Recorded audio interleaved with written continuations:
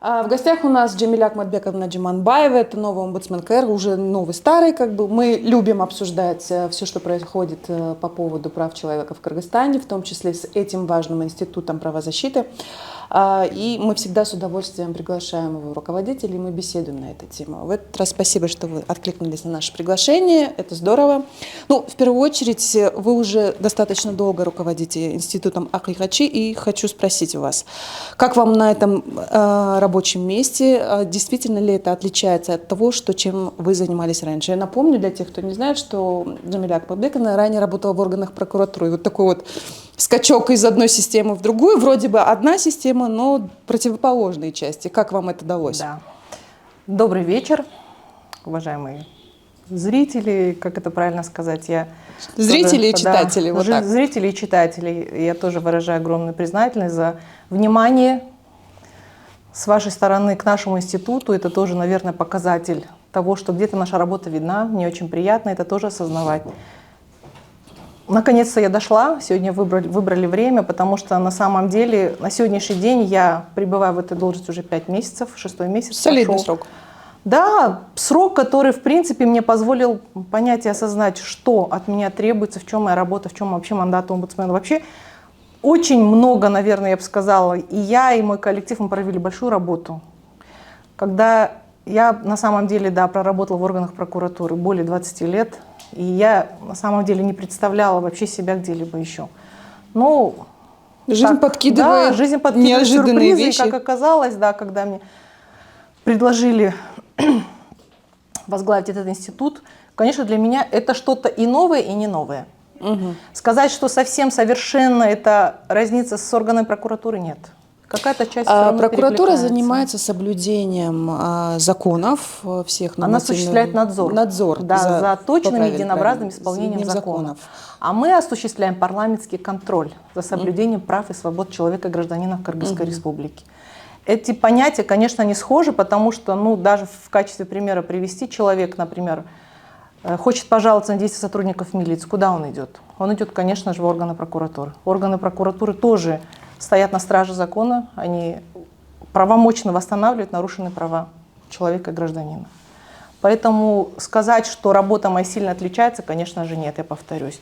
Но с момента прихода моего на эту должность в первую очередь, у меня были определенные планы, которые поставила перед собой. Мы в первую очередь пересмотрели все локальные акты, которые регулируют деятельность института Акыйкачы. Мы привели их в соответствии с действующими нормативно-правовыми актами. На момент моего прихода не было плана работы у института омбудсмена. Вообще, чем заниматься, куда идти, вообще, что делать на 23-й год текущий. Мы исправили этот пробел. Мы очень долгое время готовилась стратегия развития органов института Акыйкачы на 5 лет. Мы это, конечно же, с помощью гражданского общества, мы эту стратегию утвердили. Она охватывает очень много таких вот положительных моментов, которые я считаю, что они для укрепления, соблюдения защиты прав и свобод человека и гражданина, я уверена, что они привнесут очень большую... Что дает такой достаточно длительный документ для развития института и для того, чтобы он работал так, как надо? Вот, ну, вроде документ, работать, все работают, вроде понятно, должны чем заниматься. Вот там, что он как бы определяет? Там наша поэтапная работа, что мы будем делать, потому что пришлось перелопатить очень много документов. На сегодняшний день я поняла, не на сегодняшний день, на момент моего прихода я поняла, что институт омбудсмена существует на сегодняшний день более 21 года. Однако, несмотря на то, что в Конституции Акыйкачы омбудсмен Кыргызской республики входит в один из 5 государственных органов с особым статусом, как, наверное, всем известно, туда входит Генеральная прокуратура, Счетная палата, ЦИК, Нацбанк и Нацбанк. Да. Но несмотря на это, несмотря на то, что институт омбудсмена и в целом Акыйкачы Кыргызстана является тоже особым государственным органом с особым статусом, почему-то деятельность Акыйкачы регулировалась обычным законом об омбудсмене. Неконституционным. Неконституционным. Все 4 остальные органа, которые входят в список этих 5 госорганов с особым статусом, их деятельность регулируется конституционным. Я так понимаю, что сейчас вы будете менять закон, увеличивать его статус, повышать. Да. Мы хотели бы, конечно, в первую очередь, даже при моей вступительной речи в эту должность в Джорку Кенеше, это было одной из моих задач. Конечно же, скелет, что греха таить, скелет конституционного проекта, конституционного закона, он существовал. Мы его взяли, мы его доработали, и мы его совместно, получается, с депутатами, нас поддержали депутаты и 5 лидеров фракций Джорку Кенеше, они инициировали наш законопроект. Мы этот законопроект вывесили на общественное обсуждение в конце июня 2023 года, и за вот этот летний период, за летний каникул депутатов мы сумели тоже провести с авторитетными международными организациями огромную работу. Мы попросили их дать заключение нашему проекту конституционного закона. Они все нам дали свои заключения. Да, было положительное заключение.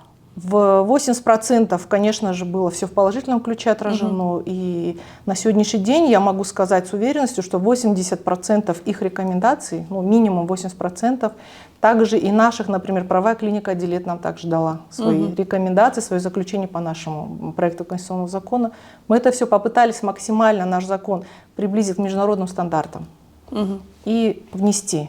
Каких вам полномочий как омбудсмену не хватает? То есть вы 5 месяцев уже понимаете, какие инструменты у вас есть в наличии и что бы хотелось еще получить? И можно ли их интегрировать в новый конституционный закон? Хотелось бы. Давайте, рассказывайте о своих хотелках. К примеру, например, оказывается, до 2018 года за воспрепятствование деятельности омбудсмена это каралось уголовным наказанием. Была соответствующая статья в Уголовном кодексе Кыргызстана.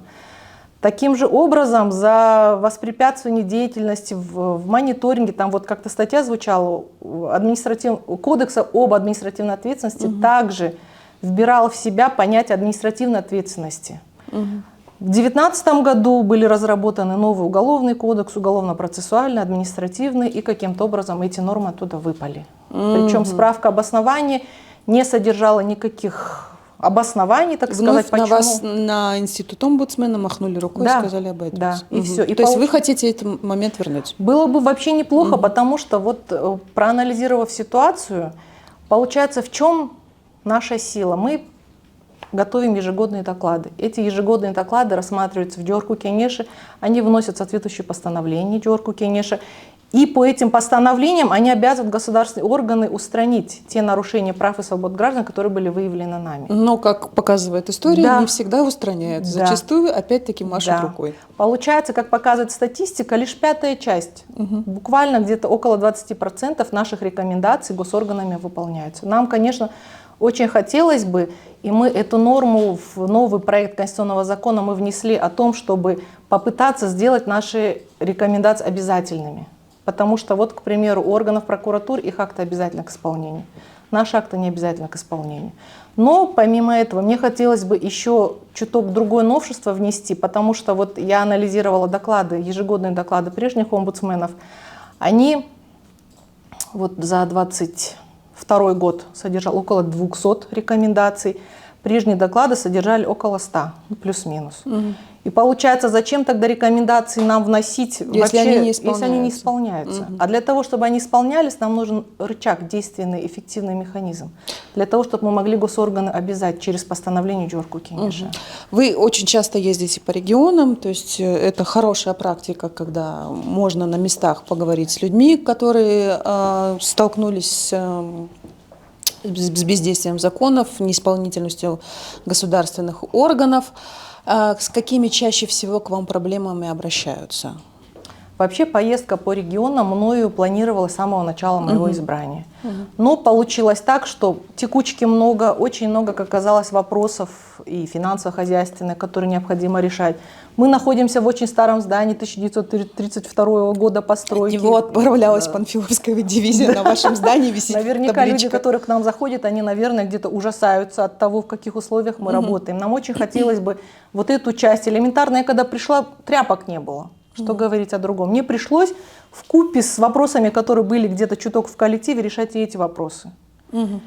Конечно же, регионы, поездка по регионам, это тоже было одно из моих приоритетных направлений, но, к сожалению, с учетом работы, с учетом мне новых заместителей Джорку Кенеше избрал в июне 2014 14 июня 2023 года, пока они вникли в работу, и мне получилось выехать только вот в конце сентября на юг. Что узнали о людях? Город Ош, Ошская область, Баткенская область, Джалабадская область. Я встретилась с очень многими людьми. Я была, вы знаете, наверное, приятно удивлена тому, что люди, наверное, верят институту. На этих встречах, эти встречи были организованы губернаторами, полномочиями представителями на таком высоком уровне. Там участвовали руководители правоохранительных органов, все руководители госорганов. То есть, получается, люди, которые приходили, вопросы в большей степени их волновали социально-экономические вопросы. Ну в чем, то есть... Землю не дают, пособие не дают. Сын куда-то уехал в трудовой миграции, не дают детям пособие, потому что он считается трудовым мигрантом. В Баткенской области, конечно же, мы там посетили приграничные 2 села, Капчига и Аксай. О чем можно прикрепить, да, без проблем. А на что жалуются приграничные села? То есть у них там вообще особая ситуация, люди, ну, грубо говоря, боятся там жить. Вы знаете, Баткенская область меня приятно удивила. Очень много средств вкладывает государство в развитие Баткенской области. Вот эти вот дома, асфальтированные дороги элементарно. Я вижу, что усилия, конечно, высшего руководства страны, они прям налицо. Это надо признать. Я посетила дом, зашла в этот дом, который вот новый построенный, да? Да, который... прекрасные, шикарные условия. Я поговорила с жителями. В принципе, институт Акыкачи, я своему коллективу тоже говорю, мы открыты для всех.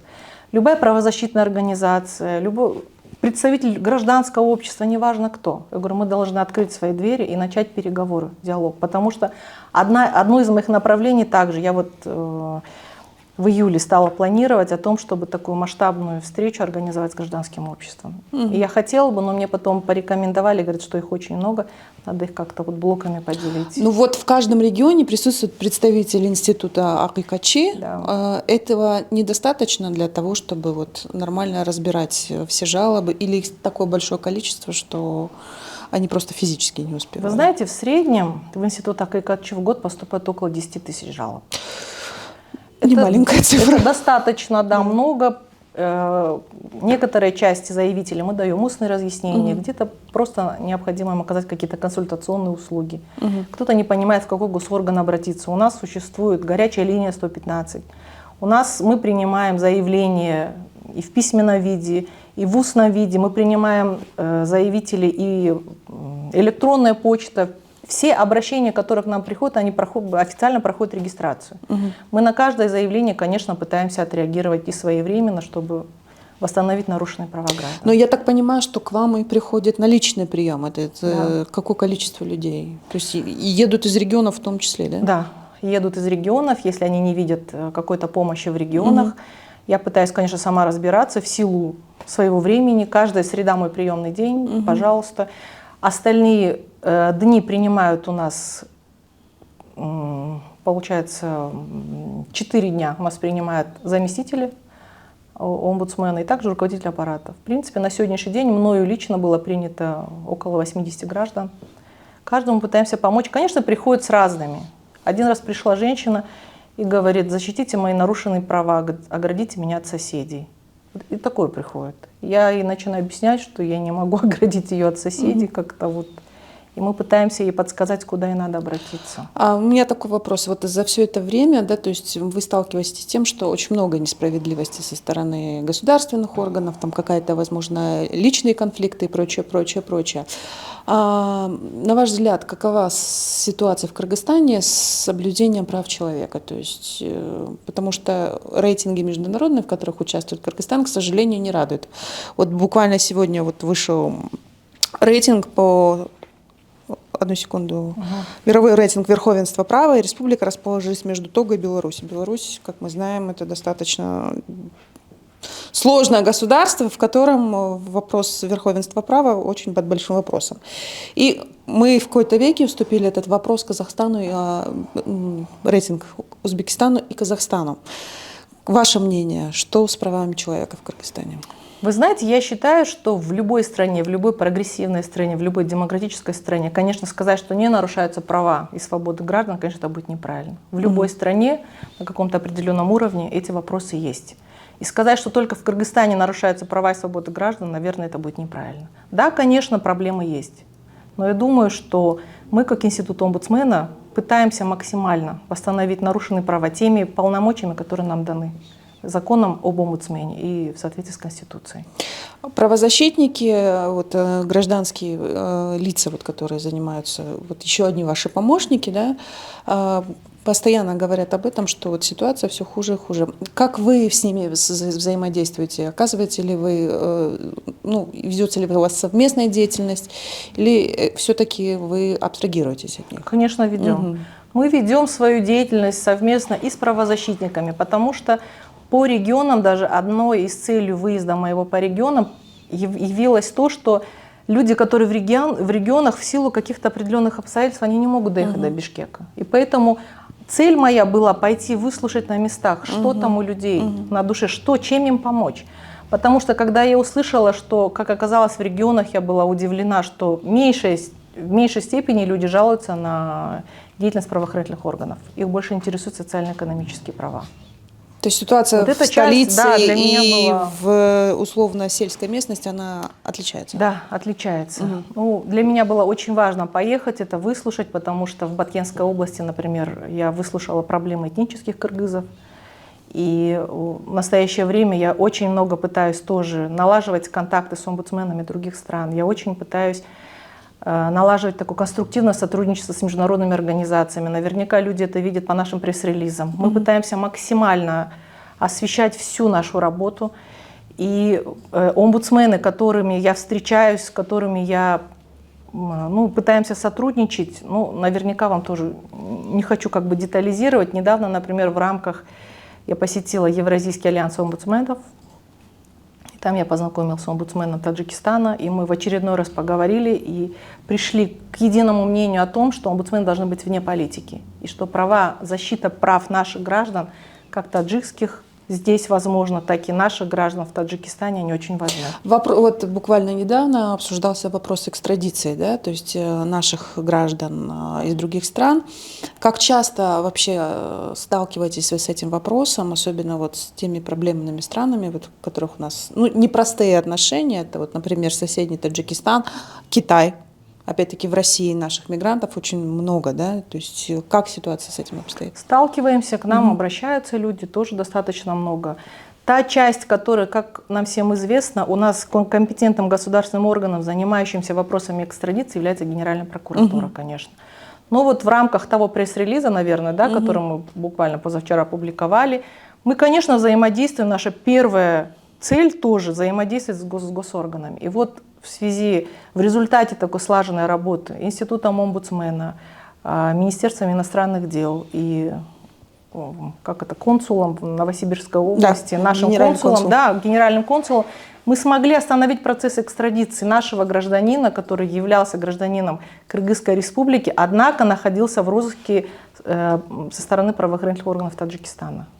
И мы им предоставили аргументированные бумаги, и они согласились. Прокуратура Рубцовского района согласилась с нами, это Российской Федерации, и они его отпустили. Мы пытаемся, всеми силами, которые у нас есть, конечно же, помогать нашим согражданам. Вопрос соблюдения прав человека, свободы слова для журналистов, особенно для нашей редакции, очень актуальны. Сейчас обсуждаются очень два важных законопроекта. Уже один принят, даже два, они оба приняты в первом чтении Джугур Кенешем. Это закон об иностранных агентах, инициатором Надира Нарматова, и закон о СМИ, инициатором является администрация президента. Очень многие наши правозащитники, маститые юристы, международные организации во все возможные средства трубят о том, что это, мягко сказать, вредные законы для Кыргызстана. Как вы думаете? И приводят достаточно большую аргументацию. Я уже не говорю о международниках, хотя запросили анализ от Венецианской комиссии. Это очень важный такой документ, который влияет, имеет вес, в юридической практике. И многие наши эксперты говорят, что это действительно нарушается Конституция, конституционные законы и прочие международные обязательства Кыргызстана. На ваш взгляд, что из себя представляют законы? Каково ваше мнение о них? Действительно ли нарушаются права человека при их применении? Ну, вы знаете, ни для кого не секрет, Институт омбудсмена свою позицию о проекте закона о некоммерческих организациях, он выразил свое мнение еще в июле 2023 года. Мы предложили инициаторам данного законопроекта выработать другую реакцию этого закона с привлечением международных экспертов и гражданского сообщества. Но на сегодняшний день, как нам всем известно, в первом чтении этот законопроект прошел. Но, как сказал инициатор данного законопроекта, депутат Нарматова, она согласилась с тем, что те замечания и дополнения, они ко второму чтению, потому что на сегодняшний день была принята только концепция. Мы очень надеемся, что ко второму чтению наши, в том числе замечания и замечания заинтересованных и государственных органов, и международных организаций гражданского общества, они будут учтены. Что именно предложил Институт омбудсмена? Мы предложили проработать некоторые статьи в другой редакции. В том числе, конечно же, убрать статью об уголовном наказании 200 прим. 1. Потому что эта позиция была, как я, насколько информирован, также выражена Генеральной прокуратурой и Верховным судом. Но и новая редакция закона о СМИ. Каково ваше мнение на этот счет? По новой редакции закона о СМИ буквально на днях, а точнее 31 октября, мы решили организовать такую диалоговую площадку, провести технические консультации. На сегодняшний день очень много заинтересованных лиц подтвердили свое участие. И осталось буквально 3 дня подождать. Мы проанализировали ситуацию с этим законом, и мы готовы сделать заявление. В целом, я думаю, что не буду раскрывать всех нюансов. Я думаю, что 31-го мы очень надеемся, что у нас состоится такой конструктивный диалог с приглашением и депутатов Джорку Кенеша, и инициаторов, и других заинтересованных госорганов. И мы, как мост между гражданским обществом, попытаемся, конечно, свою лепту внести именно в конструктивном диалоге. Но государственные органы, вот тот же Джорку Кенеш, его отдельные представители, силовые органы, в частности, вот глава ГКНБ Камчыбек Ташеев, говорят о том, что свобода слова в Кыргызстане есть вроде, но говорить особо ничего нельзя. Ярким примером стало вот задержание пенсионерки за высказывание определенных своего мнения. При этом ее задерживают, сажают в СИЗО на несколько дней, да, то есть это достаточно резонансное, как бы такое событие было. И в то же время, да, у нас подозреваемых в совершении тяжких преступлений отправляют под домашний арест, либо под подписку о невыезде. Юридические термины я периодически путаюсь. Я гуманитарий. Вот соразмерность наказания, вот, и как мы должны реагировать на вот такие вот заявления, на вот такие действия. То есть это же, на наш взгляд, вот я лично могу свое мнение высказать о том, что я считаю, что это нарушение конституционных прав, а также как бы, не совсем логичные действия со стороны госорганов. Надо сразу отметить о том, что наши судебные органы, они, согласно нашей Конституции, являются независимыми. Вмешательство в их деятельность запрещено.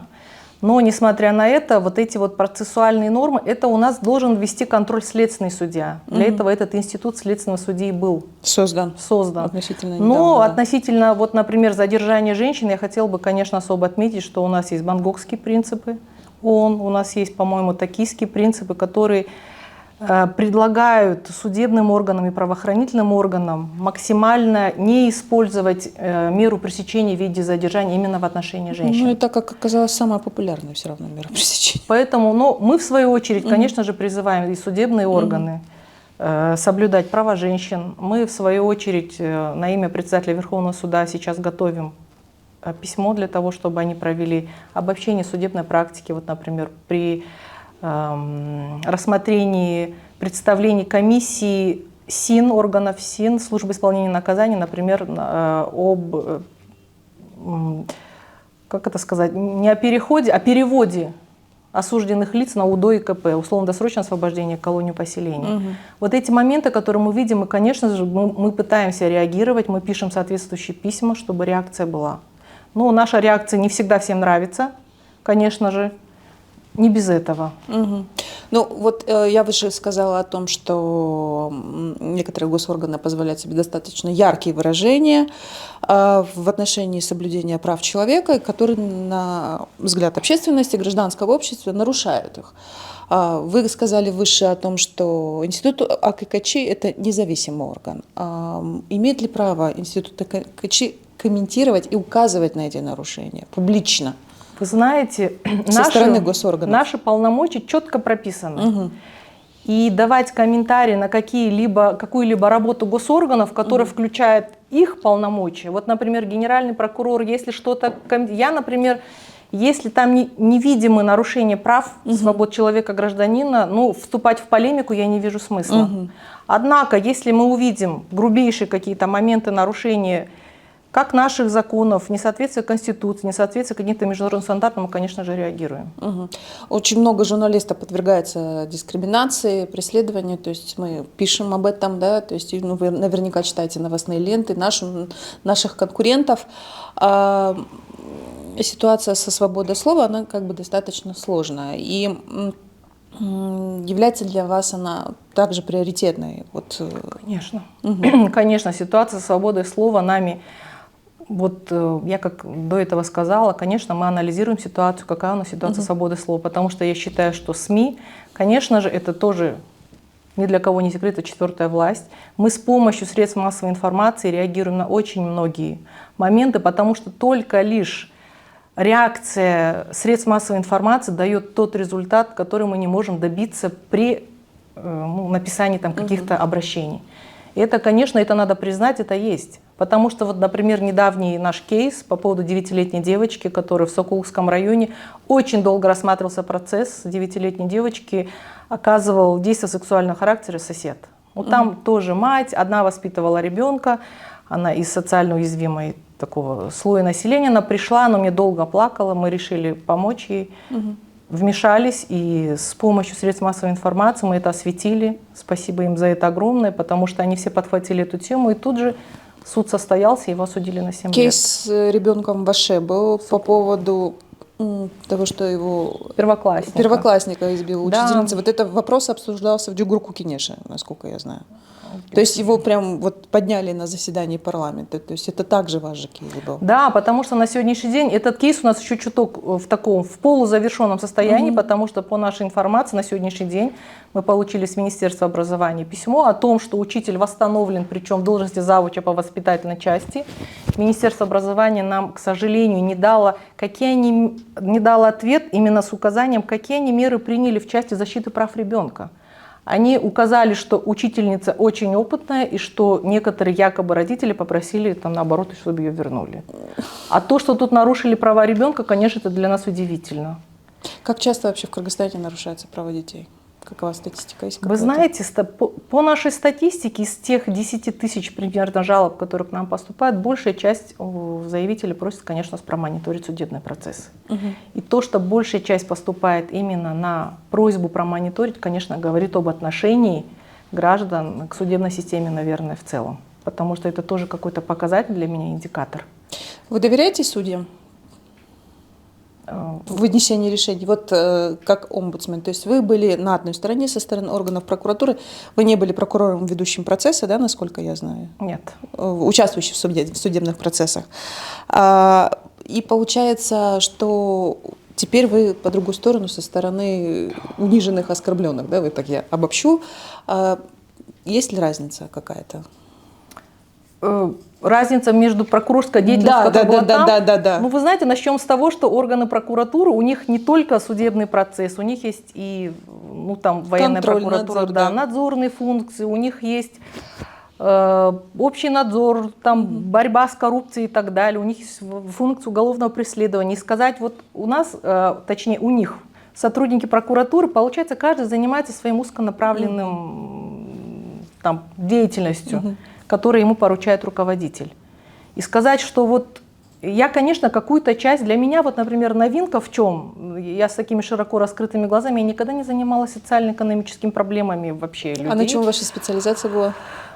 Вы знаете, только когда я пришла, я надзор за несовершеннолетними, с этого я начинала. Когда мы вернулись, по сути.